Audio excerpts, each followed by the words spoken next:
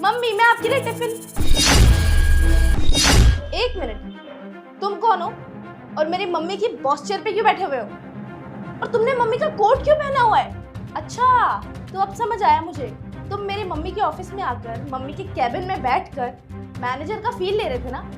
ओह, but ना ये post ना मेरी मम्मी को ही शोभा देती है, तुम जैसे छोटे लोगों को नहीं, समझे तुम? मेरी मम्मी मैनेजर है, तो तुम एक काम करो, उठो मेरी मम्मी की सीट से और दफा हो जाओ मेरी मम्मी के ऑफिस से। चलो निकलो। मम्मी देखो, ये आदमी आपकी सीट पे बैठा हुआ है और आपका कोट भी पहना हुआ है। इसको बताओ कि यहाँ का असली मैनेजर है कौन? मम्मी मैनेजर है यहाँ की। आप हटो ऐसे, चलो। मम्मी आप बाहर जाके बैठो, ये आपकी सीट पे बैठा हुआ है। अच्छा, तो ये आपकी बेटी हैं? जी, ये मेरी बेटी है। और आप यहाँ पर मेरी कुर्सी पे क्या कर रहे हैं? एक्चुअली थोड़ा बहुत टाइपिंग वगैरह मुझे आता है, हिंदी में टाइप कर लेता हूँ, तो हिंदी के कुछ मेल्स टाइप कर रहा था आपकी मम्मी के लिए। मम्मी कोई काम वाम नहीं कर रहे थे ये, मेरे को अच्छे से पता है। आपकी कंप्यूटर पे बैठ के चैटिंग कर रहे होंगे ये, और आपको झूठा झूठा बोल रहे हैं कि मैं काम कर रहा हूँ। मम्मी ऐसे कामचोर लोगों को आपको ऑफिस में रखना ही नहीं चाहिए, बाहर निकालो इन्हें। हिमांशी बिटिया, ऐसे नहीं बोलते हैं।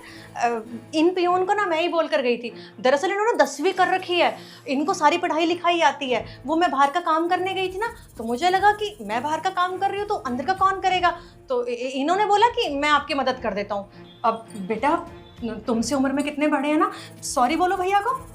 मैं क्यों बोलूं सॉरी? पियोन को मैं क्यों सॉरी बोलूं? इसकी औकात ही क्या है मम्मी आपके सामने? एक मैनेजर की बेटी पियोन को सॉरी क्यों बोलेगी?